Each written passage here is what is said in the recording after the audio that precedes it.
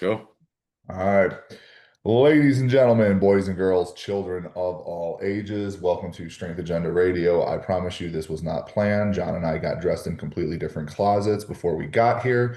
But as always, my name is Tom Soroka. This is the beautiful, the magnificent, the man, myth, legend, John Ziegler. John, how you doing, bud? I'm good this morning, Tom. How are you, bud? You can go fuck yourself.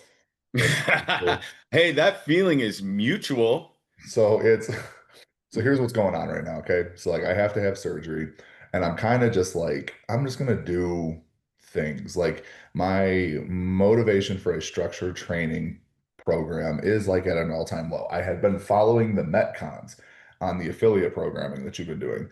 But then I just have gotten to a point where I don't want to be in the gym for legitimately longer than an hour right now. Right. And so I was like, you know what? I'm just going to follow the whole dang thing because it's set for an hour class. Like I'm going to get through it. Problem is when I go through and I grab Metcons, I just go through the tabs because you got all the tabs sitting on the bottom of that spreadsheet you shared. Right. Wasn't paying attention, and I ended up doing the week 6 upper push, which was well, first off, you had banded push-ups as a warm-up. You're insane. Okay, I will back this up even more. I went bowling this weekend for the Nice. first time since 2018. And Wow. what does any normal, sane, competitive person do when they're bowling? You don't bowl one or two games, you bowl like four or five. And Right. Yeah, so absolutely. right. And so my arm felt like it was gonna fall off on Sunday when I woke up the next morning. 14-pound ball repeatedly Yep. just and I don't you don't throw it light. As soon as you see there's a miles per hour tracker on the you're trying to break your record. Yeah. So couple all of that up. I did deadlifts on because I had access to Lifetime in their machines. I did a more bodybuilding style thing after circuit after I was done with my deadlifts. Right. Yesterday down in the basement, I did the upper push workout. And so it was like banded push-ups every 90 seconds. This shoulder started like yelling and I was like, oh, okay, cool. Stuck on the crossball in there, got to the strict presses. Also the strict press percentages are bullshit when your strict presses are heavier than the push jerks that you listed in the Metcon for the weight. So I had to dial those back, did the strict presses, but I'm like cursing you out the entire time. I It was great and it was terrible all at the same time. I've never gotten a shoulder pump before. Like to the point where I finished. So it was like 12 10 8 8 12 10 8 8. Yeah. Finished the presses, put everything back in the rack, pulled out the bar to start doing the push jerks. I could not even get the bar off my shoulders. Like my shoulders were locking up and they were just like, we're done, we're done. So legit had to sit there for like 10-15 minutes, like with the Theragun, like getting my shoulders to loosen up to finally be able to do the Metcon. Did the Metcon, didn't was over the time cap. I don't care. But like the rest of the night, like I just felt like I was walking around like this, like I'm dinner and everything like that. And I was just like, John can go lick one. So that's So what everybody needs to understand is this is traded misery right now yeah. because I was like, hey, I need to I want to build my squat up some more. Yeah. You were like, And I need to get my legs bigger. I was like, I yeah. know, guy. Yep, yep. And then I think that's the exact conversation. It's like I want to build my legs up bigger. And Tom, this motherfucker, right? It's like, oh, well, I why don't you just do the swirl off program, which is, one of the programs. And it's a leg program and you squat 4 days a week. And there's an alternating, one day the accessory stuff that goes along with it is lower body, one day it's Yeah, upper yeah, body, which I really enjoy. And by the way, anybody that gets into the app, if you're looking for a good like squat program that doesn't forget the rest of your body, yeah, this is a great program. But what I was not like fully prepared for is my legs aren't like the first week, I thought I was walking like a baby giraffe.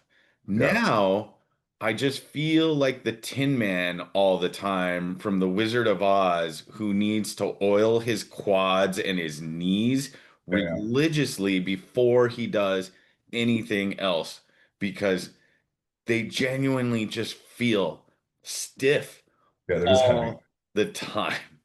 And so a good example of this is yesterday. So, and I'm usually off the schedule a little bit. Like it's scheduled for like Monday, Tuesday, rest Wednesday, Thursday, Friday. So if I miss a day, I'll do what I did this week, which is I made it up by doing Sunday, Monday squat. Tuesday, I go in and do a Metcon at the gym because I program for the gym as well. You know, our programming is affiliate programming, and we're making it available to all affiliates soon. But this particular gym, I go in and because members are like, we like to see you suffer with us, knowing Yeah, you wrote this. So I go in last night, super easy evening. It's like one flat-footed snatch pull every minute on the minute at 70%. Um, because just to warm things up. And then it was 6 rounds of three hang power snatches at 70%, one set every 90 seconds. yeah, yeah. And Simple. yeah, simple, right? The first set of three that I pull, my legs are like, I don't need to do this today. We're not doing it. Yeah. We're not going to do it. I landed in my toes. I was in my fucking heels. I was taking extra steps. I'm like, You know what what? I do in those situations? I just muscle snatch. Of course you do. Of course you do. But I'm trying to, I'm trying to like get a little bit more dialed in. And then the Metcon was and this is my own fault, right? Because I wrote it. But it was a 12-minute AMRAP, one power snatch, five burpee box jump overs, Oh, add a power snatch every round. oh, Yeah. So, I went light. The prescribed weight was 185 on the power snatch. So I was like, I'm going to do 115 yeah, because everything feels shitty. The problem when you go light enough like that and you get pretty dialed in is you start exceeding what the target goal is in terms of rounds. right. John got to like 10. It was fucking bad, man. It was bad. So this morning I wake up, my legs are sore, my ass is sore, Oh, yeah, shoulders yeah, are sore because I've been squatting, and then my upper body is like, "Hey, buddy, we did. yeah. Oh, yeah. Let's hold on. Let's just have a moment where I get a real good fuck you in Okay. about some of the upper body work in that scroll off program. The Yeah, single arm lat pull down. yeah, Yeah, yeah, yeah. That's you can thank Kim. I don't it's a strong man, strong woman competitor. of course, She of she course. gave she gave me those. Yeah. Um, yeah. Kim Bomb. There you Combo. go. I was drawing a blank on her last name. Kim Bomb. Shout out to you for those. And the Yeah. rest team, the 15, 12, 9, 6. Yeah, Yeah. yeah, she gave me that. Which of course means, right, you start lighter and then you build through to get to Yeah. a really solid heavy six. Yeah. A little of this is my own fault. Yeah, yeah. But yeah, no, that's a Kim Bomb special. You're welcome. So Anyways, no, enough of your misery. yeah, Um, now so that we spent the first 15 we're minutes. talking about this because we just had the CrossFit Games go on. CrossFit is up for sale. The World Fitness Project has the next, tour stop, I think they call it. I don't Yeah, know. they call them tour stuff. Grid League just had their championships this past weekend, which by the way, your Sharks won. Congrats. Um, Go and Kelsey. they killed it. And then whatchamacallit? Oh, Hyrox. Hyrox has they're like Hyrox is kind of an interesting one for me because it doesn't feel like they really have an off season. They kind of seem to be like a year-round thing. They do have like their culminating world championships and stuff like Right. that. So because I get a couple people that'll ask me at the last CrossFit gym that I coached at, they were kind of just like they didn't know much about Hyrox. So like I had to be the one to explain it to them, which is kind of comical for me personally. But like I have a very good friend, Chris Yandel down in Charlotte at Charlotte Strength, Heavy Metal Barbell Club. My friend Shauna Taylor's club and team. He runs essentially their fitness for them. And he's really into Hyrox, and he's kind of been my go-to in terms of talking about Hyrox and things like that. And so what it is, what it's about and stuff. And then we've been just kind of talking about the business stuff. So I kind of wanted to take an opportunity to take this episode and just talk about from a business standpoint, because a lot of our people that are, that would listen to this or that would, work with us and stuff like that, they either, operate within or own their own like box, so to speak. And Yep. so with all the I don't want to say turmoil, but the uncertainty of CrossFit with the impending sale, nobody knows. I know I was just watching Dense Updates, and they were talking about, like, I didn't know Mayhem was a player in terms of like doing their own thing now. Like, I've been Hmm. following Mayhem stuff for a while.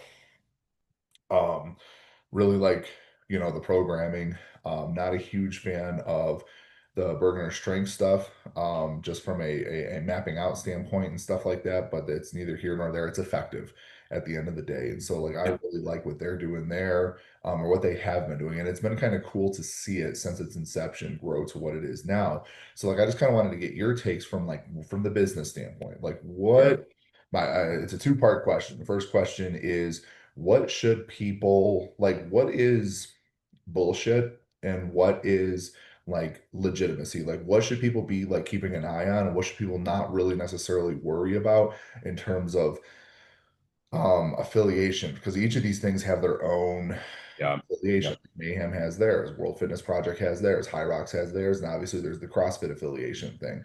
Yeah. You were even talking to me about like marketing the CrossFit's trying to do and stuff like that. So like when a gym owner is trying to, because fitness is just something that attracts people that get in, get a good sweaty workout in an hour, carry on with the rest of your day. It is just so appealing over, your Globo gym type setup, or for some people like the powerlifting strongman gym type setup, and for other people even like an Olympic weightlifting setup. Like, I feel Yeah. like that box mentality has kind of dominated the fitness space for decades now. So when we're like talking to other gym owners and stuff like that, like, what are some things that you would tell them to focus on in terms of what is legit and what is bullshit? Yeah, I think that's a good that's a good question. And actually, we've started to kind of tease this out a little bit through the podcast, and that is that we were doing some business coaching stuff Yeah, yeah, with fitness owners, and that's already started. And so we've started working with a couple of different yeah, affiliate owners, and other strength boxes, those kinds of things. So it's a good question. I think it has to do with, man.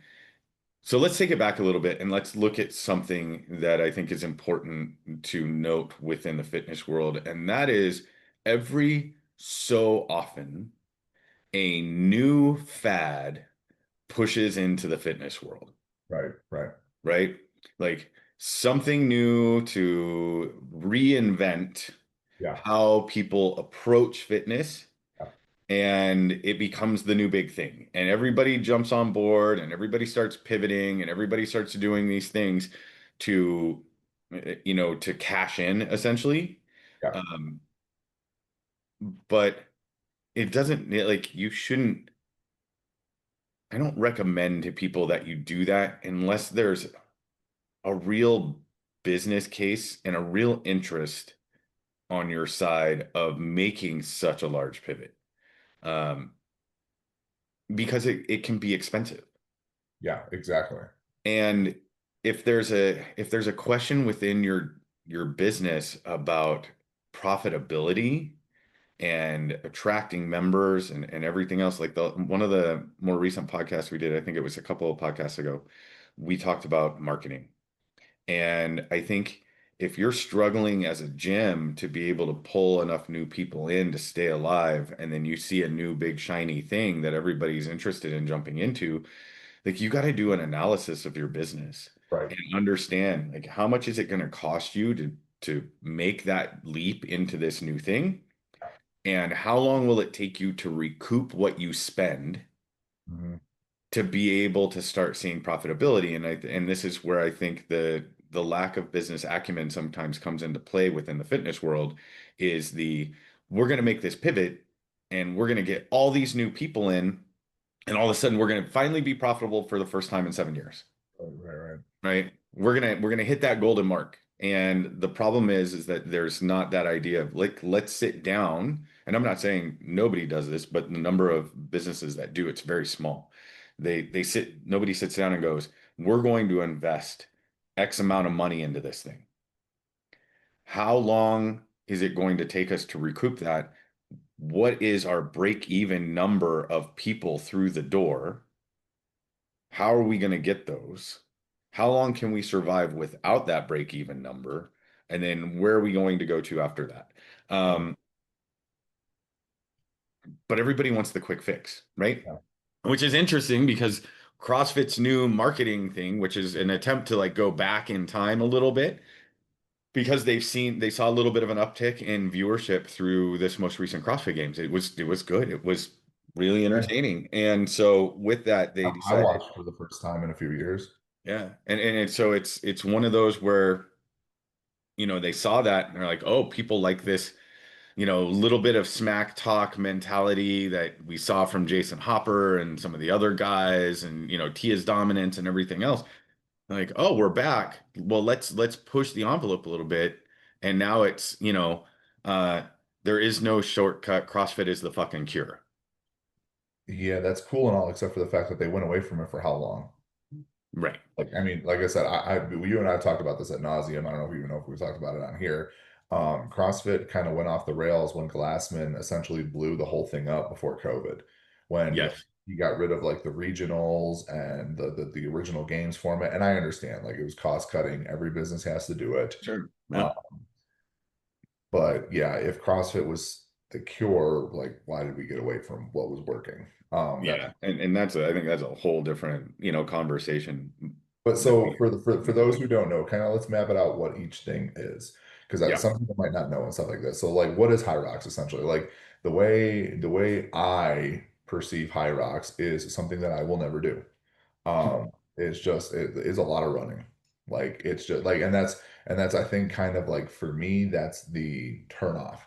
I support my friends who do it. I might go to a competition and watch or something like that, but I am never going to be sitting in front of my computer screen watching people run and push sleds and do wall balls all day. That's just not going to happen. I know that's very much dumbing it down, but like what is Hyrox? What is the event? Sure. Like what is the main draw to something like Hyrox? So I think the main draw to something like Hyrox is it's an indoor Spartan race. And Okay. if you look at the rise and fall of outdoor obstacle racing, Yeah. that community of people who, when and Spartan Race is still around, don't get me wrong, it's just at a much reduced scale. Yeah. You Um, don't hear about it as much. right, you don't, it's not like every weekend they have 8 races going on in the United States anymore. It's, once every few months you get a race. And they go to locations that they know they're going to pull the people they Yeah. need to pull. Right. Um, but that community is essentially the community that now populates the vast majority of Hyrox. And Right. Hyrox, so I think what happened is as you had people as obstacle races started to shut down, you had some of those people that started to dip their toe into the CrossFit world and didn't, enjoyed it a little bit, but realized it was never going to be their thing because of like the barbells. Yeah. Right?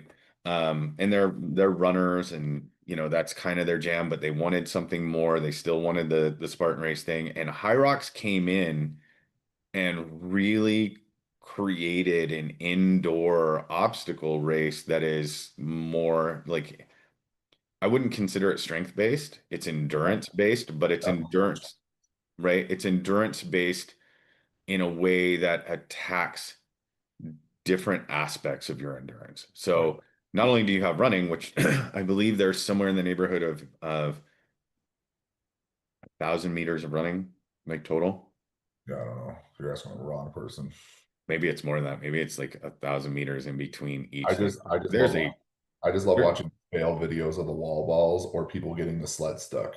yeah. I mean, there's a shit ton of running. So it's like a station and then running and then a station and then running and it's wall balls, Yeah. rowing, ski erg, sled drag, farmer carry, all this different stuff. And they're kind of trying to, in their business model,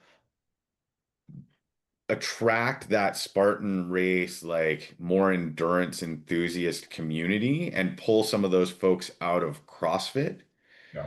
and lay claim to, and it's really funny because you see some of the guys like Hunter McIntyre, some of those guys like talking about it on their podcast, where they're trying to lay claim to like this is how you create the fittest person on earth. No, Mhm. this is how you create a great endurance athlete. Yeah, Somebody because he's one of those where like he got an invite to the games one year because of his endurance because prowess. of his popularity, really at the end of the day. And he ran his mouth a bunch about CrossFit Games Yeah. athletes. And so Glassman gave him an invite and was like, okay, big boy, come out and put your money where your mouth is. And credit to him, man. And I want to make something really clear because it kind of sounds like we might be bashing Hunter. I've met Hunter when I worked for Spartan Race, Yeah. and I will tell you, like in person, talking to him one on one, he's like one of the sweetest guys ever. Yeah, but that's annoying. Like I can't stand the people who have like a different persona on social media versus like real life. It's Yeah. just like and I like it's not that I hate him or I'm talking shit, but I just want to go up to him, give him a hug, and be like, "How exhausting is your life?"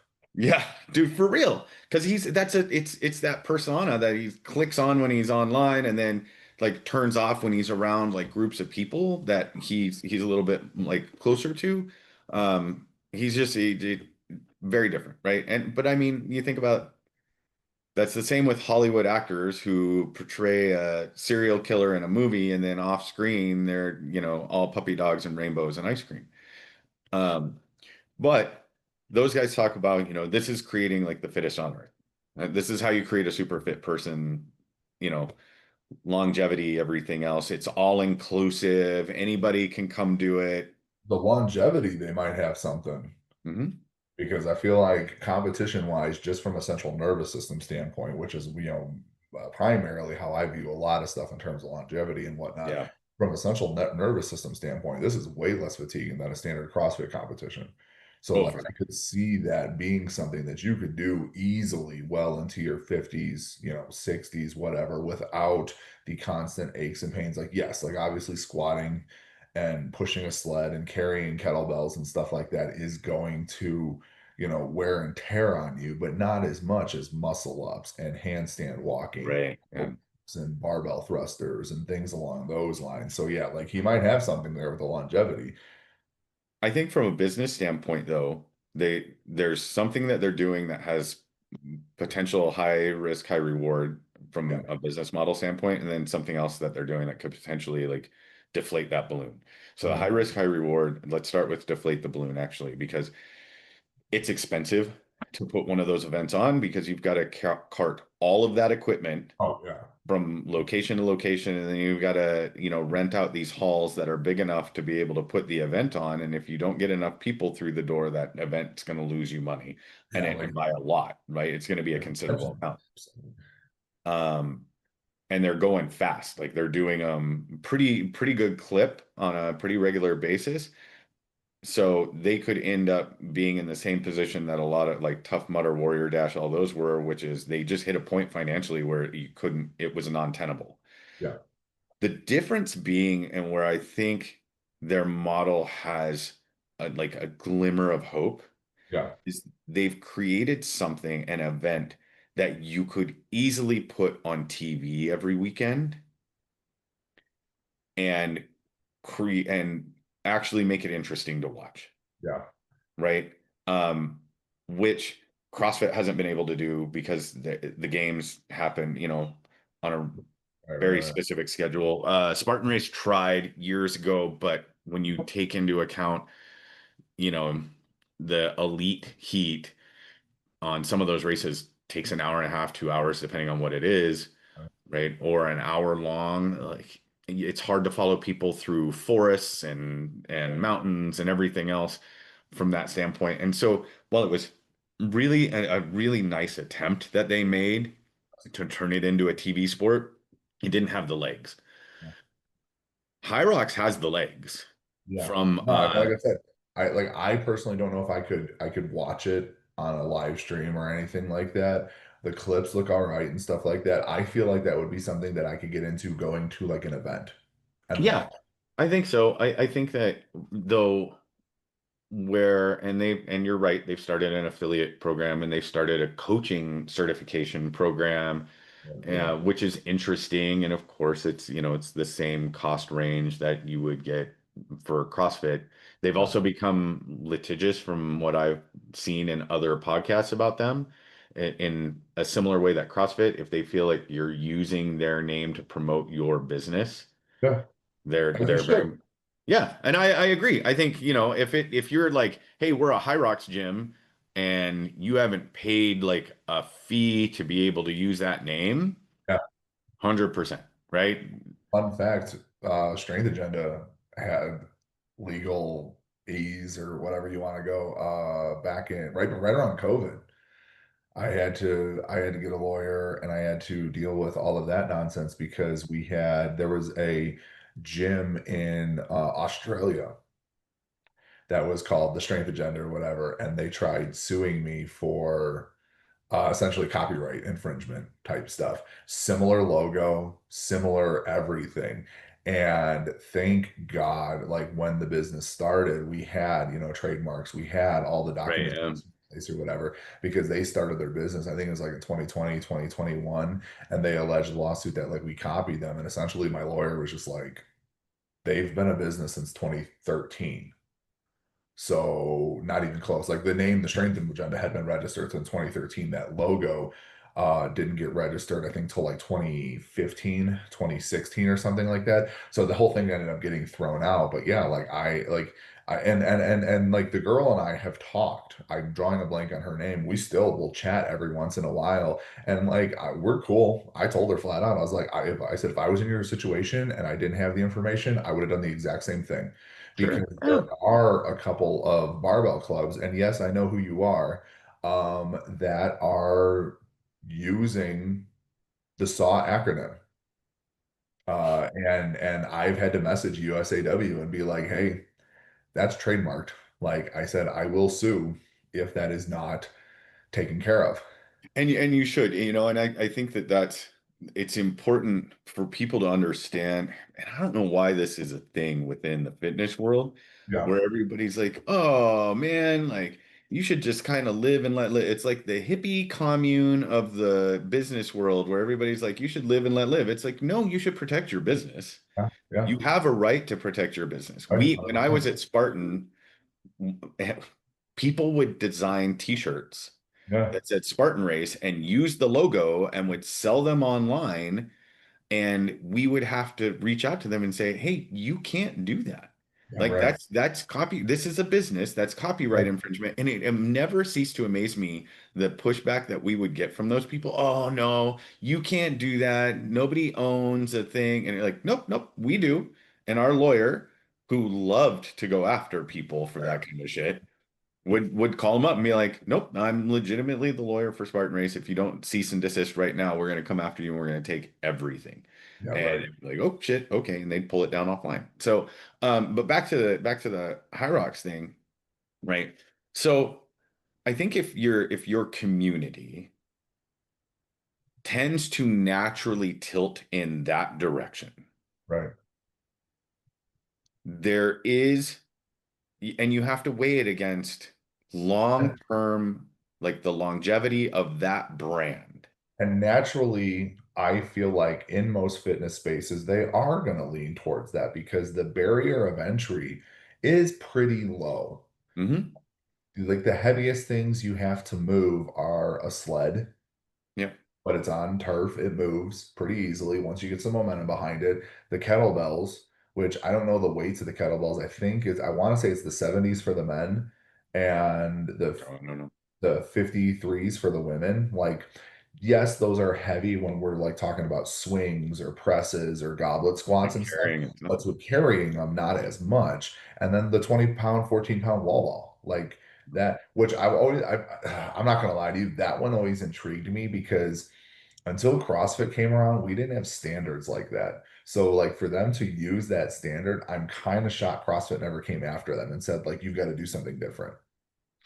Yeah, that's interesting, and I think we can talk about that one too. Is the wall ball standard that then, and this will be one of the things that I think potentially bites Hyrox in the ass is that if they want to position themselves as a brand that's promoting fitness and wants to position their competition as a true test, then you better start bringing in people that will hold people to the standard, at least in your elite competitive division or any division where you're going to have a podium. If you're Well, going to rank people for their performance, then you need to have very clear verbiage for every division that states, we accept your shitty wall balls no matter what their depth is. In the elite division, we do not accept your shitty wall balls. You have to get below depth every single rep. well, but to go back to your point where you're talking about the TV portion of it, like, if so, they want to create a TV and episodic, show and like post their product to the world. Again, excuse me, thanks to CrossFit, there are so many more people out there nowadays. And not even CrossFit. You take strength and conditioning coaches, power lifters, weightlifters, whatever. There's so many people out there now that have the knowledge of what a proper squat is. They're going to take one look at somebody doing a half rep wall ball and be like, this is bullshit, and flip the channel. So it's Yes, just like, yeah. So like for sure. I've never understood why from day one they didn't start cracking down on that. You know what I think is that you have a lot of people involved there that are in charge of like the athlete stuff that came from the obstacle course racing world, Yeah, where there weren't standards other than complete the obstacle, right? yeah, It didn't matter how you did it, just get through it, get it yeah, done, ring the bell or whatever the fuck it is, like get over the wall, climb the rope, ring the bell. Like they didn't care how you made it happen, just make it happen. And yeah, when those people suddenly come over and they're part of this whole planning group that's like, okay, well, this is, what we're going to do. We're going to take these standards from, these other avenues like CrossFit or what have you, and we'll implement them and those will be a thing. And then when people don't hit those standards, the responses that you get are like, why are you picking on these people? This person is 50 years old. We should be celebrating that they're out there even doing the thing. And it's like, okay, that's fair. I can get behind that. But if you're telling everybody else that's in that age group that is vying for a time or a podium because they're genuinely competitive, right. that it matters, but it doesn't matter, then that's an issue. Yeah, So they got to clean that up, right? Or make the decision like, hey, it matters here, it doesn't matter here, and then adjust your online rules and everything else to yeah, mirror that and keep it consistent. But from a business standpoint, right, like you said, I think the barrier to entry is low for the individual participant looking for a fitness avenue, right? yeah, It's why things like Orange Theory are wildly popular because yeah. when you go in, the dumbbells aren't very heavy. It's a lot of It's, biking, it's a little uh, rowing, right? F45, yeah, we've talked about F45, similar thing. This just presents similar avenue to become affiliated that CrossFit does, where it's like, hey, you know the event, you know what we do in it, you can teach it however the hell you want. Here's a certification, and then here's an affiliate fee, and now you can use this to promote yourself as a Hyrox gym. right. Which if the vast majority of your people in your area are doing this and it has the legs to stay afloat, do it. Yeah. But Now, know that that is going to, and just before we move on, know that to be able to do that in a way that helps people to really prepare to go and do the event mhm, is going to be costly from an equipment standpoint because you're going to need enough ski ergs, you're going to need enough sleds, you're going to need enough rowers, you're going to need the space to run, you're going to need all the kettlebells known to man, like all of these things, all these implements that people have to be good at in order to go and take part in a Hyrox event. yeah, yeah. And those things are not cheap. Yeah. So now, moving on to another one of these, World Fitness Project. I probably, and again, For those who do listen, I want this made perfectly clear. I do not ever pretend to be some sort of an expert. John can tell you whenever I have a fitness question about the space and like how things are operating. John is usually one of the first people I go to. The Jason Hopper thing. That's why I laughed when you brought that up. I literally watched the CrossFit Games. Kara and I watched the CrossFit Games for the first time. Well, for me for the first time. It's like 2, 3 years since Yeah. I've watched it. I think right the year after COVID was the last time I watched. And Jason Hopper won. And then his post started popping up in my feed, and I just messaged John. I was like, "What is the deal here? Like, I think these are funny personally." They're hilarious. Was like, but like, I have no, I know I'm missing context here or whatever. So you're always my go-to. But like, I just observe it from a like, this is something that intrigues me. I want to learn a little bit more about it. Let's go from here. So when it comes to the World Fitness Project. I don't see too much positive being talked about in regards to the World Fitness Project. From what I understand, they have already gone through an ownership change, or not ownership change, but I guess like a figurehead change, Mm. and their events just aren't doing well. So, like, let's talk about that from like what is World Fitness Project, and then what is going on with World Fitness Project, from a business standpoint in terms of because I know they do have an affiliation program and all this other stuff. So let's touch that one. So it's interesting. World Fitness Project is interesting. So the main figurehead right now is Will Morad, and I believe he was the driving force behind, getting the initial investment money, which they were able to, from my understanding, everything that I've read, they were able to raise like $15 million. So kudos to them, right? That's fantastic. Where I think it's a little problematic is, they're doing multiple events throughout the year, and it's like to pay everybody to be part of it, to pay their media team, to move the equipment from space to space to pay the athletes because they're paying everybody that shows up, like, and competes obviously on a sliding scale depending on where you place. All of that, and it sounds like some of the sponsors that have signed on aren't giving them money. But they'll give them like stuff. So Adidas signed on as a sponsor, but apparently Adidas is just giving them like shoes. Yeah. Um, which by the way, the Adidas like CrossFit shoe is fantastic. It's a lot of fun. Probably wouldn't wear it for everything, but if you're an old school person who liked the old Samba, Yeah. it looks like the old Samba, but it's just a little bit more stable. So I actually like to lift in it, oddly enough. Okay. Uh, but it's fun. Anyway, that's neither here nor there. So my understanding of what kind of led to the World Fitness Project was all the athlete outcry around the games in 2024 with the unfortunate, passing of Lazar Dukic. Because there was this large outcry of like, why aren't you taking more precautions? This could have been prevented. Athlete safety overall. Right, athlete safety overall, which gave Brent Fikowski an opportunity to further push his PFAA, which is the Professional Fitness Athlete Association, which tried to get from every, and this is all just read and seen through videos and interviews, is, the attempt to try and get CrossFit to listen to the athletes more and kind of take their input in when it came to the games. Right. Uh, and that really wasn't happening. Like they were kind of like, hey, we're gonna program what we're gonna program. Like you Right. guys are gonna show up and you're gonna do the thing, and that's kind of the way it is. Pretty much. Yeah, That's like their responses. yeah. But at the same time, right, and during all this outcry, people forget that a lot of times, like it's what happened in the NFL early on. Yeah. It's what happened in baseball early on. Like all these different professional sports affiliations, like it's like, okay, well, we're gonna pay you. You're gonna show up and you're gonna wear a uniform that has a helmet and numbers and you're gonna play the game. Um,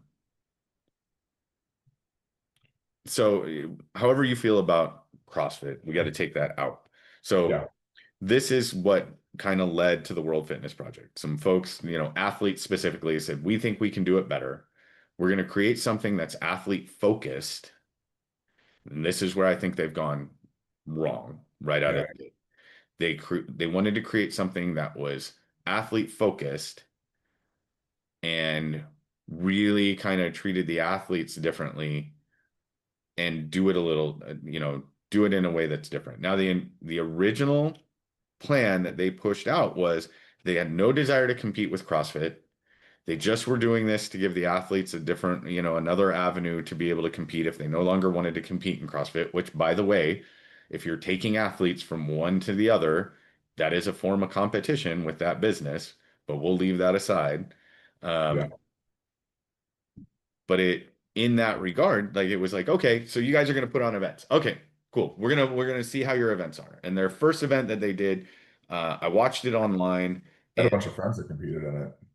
yeah, the attendance in the stand looked to me to be about on par with like a regionals CrossFit event. Yeah. So it wasn't a ton of people. Um, the setup was kind of cool. The way that they did it was interesting. The events were kind of okay. And they really tried hard to highlight the athletes. And they did a whole behind the scenes thing, which CrossFit used to do for the games, which was fantastic. Really missed those. Yeah. Um, but then all of a sudden, there's a little bit of scope creep. And scope creep is usually when like you agree to something and you say, okay, this is what's going to happen. And then somebody's like, well, we also want to do this now. And they started talking about creating affiliation opportunities. Yeah, and that's I think when you and I started talking about it because I had seen an affiliation thing and I was like, what is this? I just thought this was another competition format like Wadapalooza, like what is going on, sort of a deal. Yeah, and that was in response to really conversations that they had with people who were essentially kind of on the out with CrossFit. Right. Right? Affiliate owners who are like, I don't know if I'm going to reaffiliate. I don't know if that's something that we're interested in doing. The price got raised. We're not super thrilled with how the business is run. We're not sure where the business is going to go. And so World Fitness Projects, seeing an opportunity, right? Pushed out we'll do World Fitness Project affiliation, Yeah, yeah, which is essentially a CrossFit affiliation. yeah. There's no difference. There's no difference in anything that I've read, anything that I've seen, and as a matter of fact, it's a very rushed haphazard situation Yeah, that I don't believe has, in my professional like experience and opinion, and it's only my opinion, so take it with a grain of salt. But I don't believe in my opinion that it is worth signing up for that affiliation because CrossFit is still too big. yeah. I feel like from that standpoint, and this is again from my education background and stuff like that. I look at things like I compare it essentially to the masters split. You know, Hmm. we Yeah. have the other organization that split off. Uh, Masters in weightlifting, just so everybody's clear. Yeah, Like, Masters weightlifting. Sorry. yep. We have the two organizations, USA Masters, and then USA Weightlifting. They have two complete rival organizations now. My I don't know if qualm is the right word, but my hesitation with like fully like, supporting saying like, hey, this is you do you kind of a situation is the education side of things. Like with USA weightlifting, they have the level 1, 2 courses, or they have the level 1 and the level 2 courses already built in. They have the format for them. They are educating coaches. I teach them. They're great formats. They are Mhm. great things, resources for coaches to have. They have a lot of other educational materials that they're doing out. They have like their women's symposiums that they do. There are coaches symposiums. They have their scholarship programs. They also have things like Safe Sport, which you have to, in order to be a member with USA Weightlifting, you have to get a Safe Sport thing done. You have to get your USADA, which is their drug testing protocols. You have to understand the drug testing and the what things are bad and how the process works and all this stuff. And that was my biggest hesitation with the new organization is when the new organization, they're like, oh, we're just like USAW, but better. And my pushback was, but you have none of the resources in place yet. And that's Right. kind of how I can compare the World Fitness Project affiliation to the CrossFit affiliation. Like CrossFit or not, They have put a ton of time into their coaching education and their standards and their background or the back end stuff, saying like, hey, these are our policies. You can't do this, you can't do this, you can't do that, you can do that. And they have their education courses, like the gymnastics courses, their weightlifting courses, the level one, two, three accreditations and stuff for coaching certifications and stuff. You cannot offer, in my opinion, again, a rival affiliation for the same price point and offer even less Yeah. than CrossFit offers, because like you know this as well as I do. When you first affiliated, CrossFit's big thing is we market for you. Like your name is going to show up on main site. You're going to be on the locator map. When people type in CrossFit in your area, it's going to drive your search. And for a little bit that did actually happen, but then like people started to realize that like because of the more laissez-faire approach to like micro or to micromanaging, essentially meaning the affiliates got to operate how they Yeah. saw fit within the CrossFit space. They were just paying to use the name. Affiliates realized that like their brand was actually what was drawing people, not necessarily the CrossFit name. The CrossFit name was helping, but it wasn't as big of a percentage once a brand essentially got past like the 5 year mark. And I feel like with like something like World's Fitness Project, if they don't have any education standards in place, if they don't have any admin standards in place, if they don't have any policy standards in place, like they probably do have, like, hey, you can't do X, Y, and Z. But if they don't have resources readily available for the affiliate owners to access, to buy into, to have like, utilize within their affiliates and stuff like that, you cannot charge the same Yeah. or a comparable price. I'm sorry. Like CrossFit or not, they have the pedigree established, they have the resources, they have the back end stuff. And that's one thing, going back to the masters weightlifting thing, that I do, give them credit for, is their membership is significantly less. And they owned up to it when they started. They're like, look, we don't have all these things yet.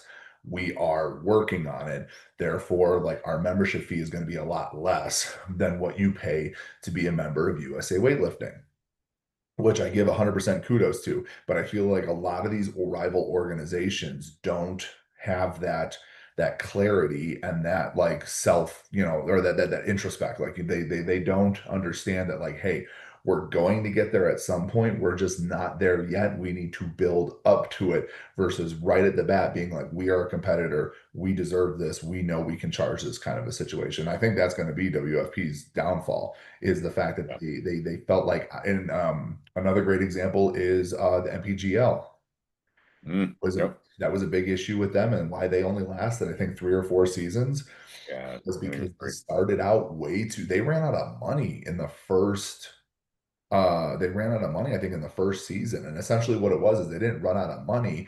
They had contracts lined up that they essentially ran out of the sponsorship money that was already allotted to them and had to wait till the rest of the sponsorship money was allotted to them. But like they signed the NBC deal, they signed a bunch of, like, their first ever match was in Madison Square Garden. And they were like, from the way it was described to me, is the amount of tickets and money that they made couldn't even keep the lights in the bathroom was on.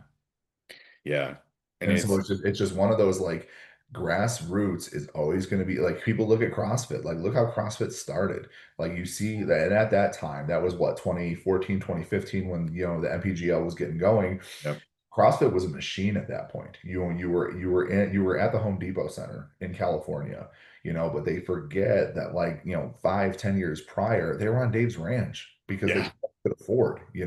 And so it's just one of those situations where, with these organizations like that 15 million, that's awesome. I wonder how much of it they have left, or how they've been able to procure funds and stuff like that, because it sounds like, again, this is just from outsider looking in, it sounds like they blew through that pretty fast, seeing Yeah. to it that like they've already had a figurehead change, seeing to it that, like, and I because I watched one of their media things that they put out, and their media thing was terrible. They put out like this behind the scenes type deal, and it's like, Yep. I don't want to see them unpacking shoes. I want to see them No. talking to the athletes. I want to see the interactions. I want to see some of like the meetings that are going into place planning these types of things. I can give two shits less about the goodie bags that you're putting together for the athletes. Like everybody knows that these competitions, the swag bag is a thing. I don't need a 15, 20 minutes of your documentary, logging that. So And that's one of the things I think that is their downfall, and potentially is going to harm them, is they built for the athlete first yes, and kind of assumed that by attracting the athlete, they'd pull the community. yeah, And then when they realized that there was a potential vacuum available within the community, they didn't have, to your point, they don't have the things in place yes. to really serve the community, which is why that particular group of people is exiting CrossFit, is because they feel like there are pieces missing that support them. They don't have the staying power. They have the Yeah. attraction, but they don't have the net to keep them there. Right. I think that's where they're going to fail personally. Yeah, I would not. So if we go back to the initial question, right, that all of these are kind of filtering through, and that is that I would not, as a gym owner, put any money towards affiliating with World Fitness Project, because my guess is that they might hang around if they're fortunate enough to have attached to somebody who has a significant amount of money that they're willing to throw into it, and is willing to accept losses through years one, two, and three, Yeah, right? Then they'll have staying power. So if in 3 years World Fitness Project is still there and they've grown some of the things that they offer as an affiliate, so the education piece, right? That's a big one, or anything else that they can offer, then sure, I would take a look at it a little bit more curious, with a little bit more curiosity and some mild interest at that point. But right now, I wouldn't worry about making a jump from CrossFit to World Fitness Project, because my guess is in year two that that investment will be a sunk cost, and you're going to be scrambling to figure out what you're going to do next. exactly. Yeah, no, that makes a ton of sense to me. Right.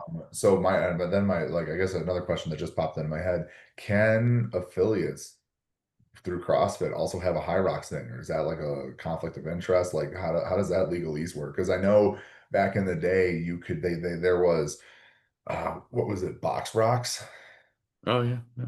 Like there I just remember there was all these little like offshoot Hmm. competition companies and stuff like that. And I know you could affiliate. I just didn't know if Hyrox was considered the same thing. And so you could have your CrossFit affiliation. And there, I know obviously if WFP and CrossFit are beefing or whatever you want to call it, like you're not going to be able to do both of those, or you'll have to pick one or the other and stuff. I Yeah. just didn't know how that would work with like Hyrox in particular, because they are more of just a competition format than like a whole on like a brand, so to speak, right now. Yeah. I'd have to go and look at like the most recent affiliate agreement contract from CrossFit, but my guess would be like they don't care. Yeah. Right. At Long, this long point, I term. don't think they care. I think if you decided to jump ship and go to WFP, their attitude, because they've always been kind of a we're the greatest thing on the face of the planet mentality, is they'd be like, fine, yeah, go. And if you wanted to add a Hyrox affiliation to your gym, then they don't really care. They've always just kind of left it to you as the affiliate owner to own and operate and run your gym however you want, for better or worse, right? Always.